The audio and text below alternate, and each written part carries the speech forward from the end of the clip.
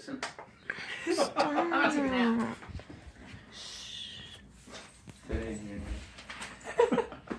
Have you ever seen those ads on TV where a famous athlete comes on and promote a product that isn't really interesting, but you watch it anyway because it's an athlete? Unless that's just me. I always think athletes have so much going for them.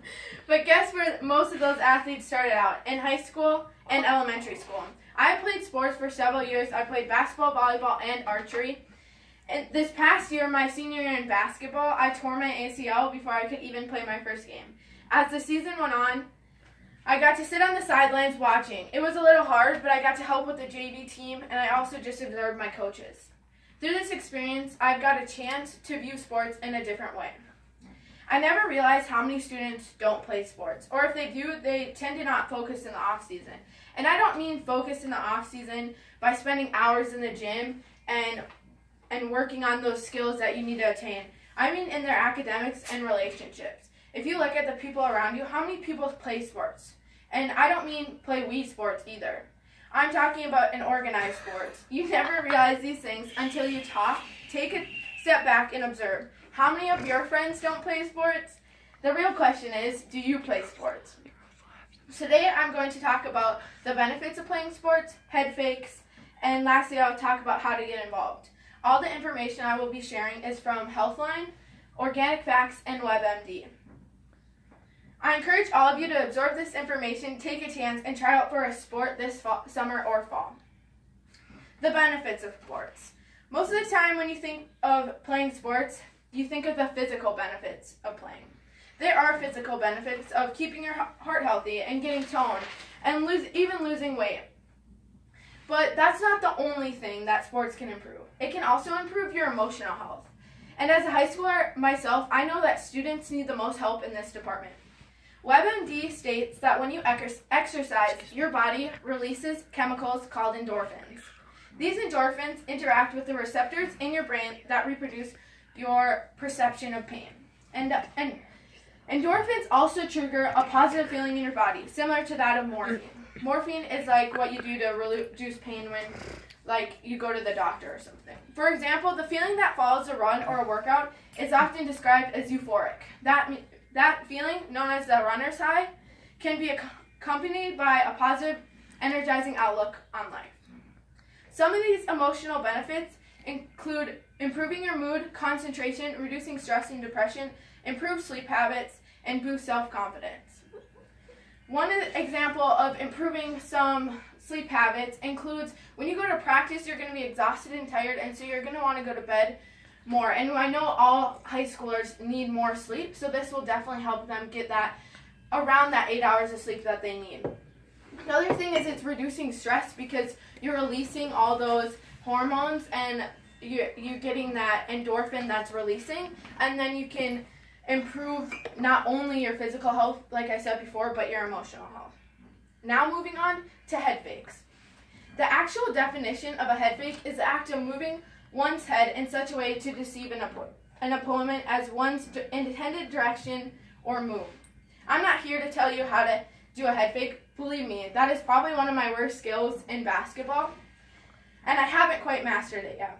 The head fakes I will be talking about are the benefits you get from playing sports that you don't realize you're getting.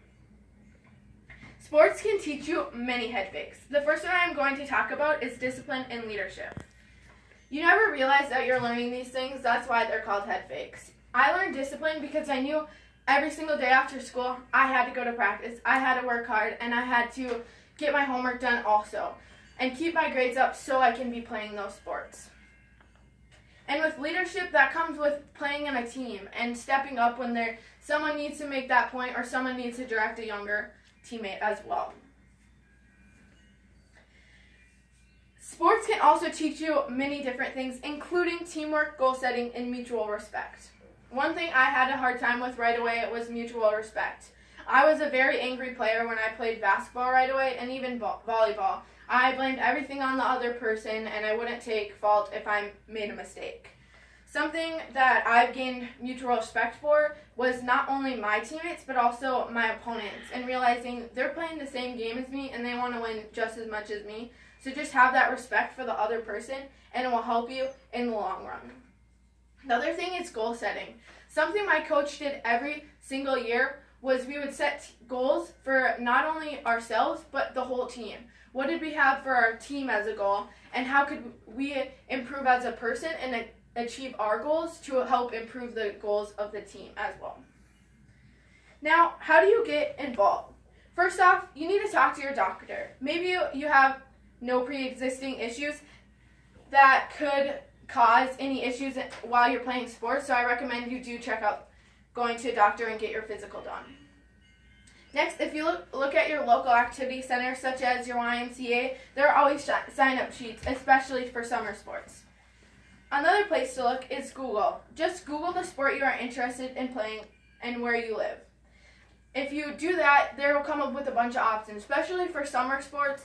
There's a lot of different ways, and you just want to look up what you want to do. The other option is look for sign-up sheets at your school, or ask a teacher and they can direct you to the person you need to talk to for trying out.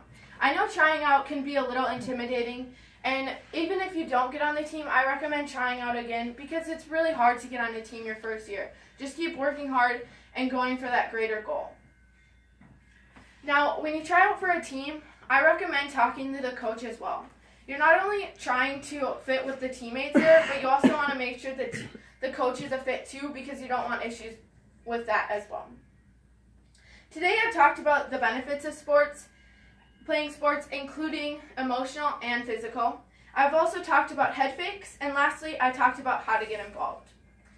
In conclusion, there are endless benefits and opportunities that sports can give you that will last you a lifetime. And I know that when I go out in the real world, I'll be able to use the skills like teamwork, goal setting, and even just the feeling of playing a sport when I work out or playing in intramural sports. I know that feeling will help me improve my stress and lessen my depression.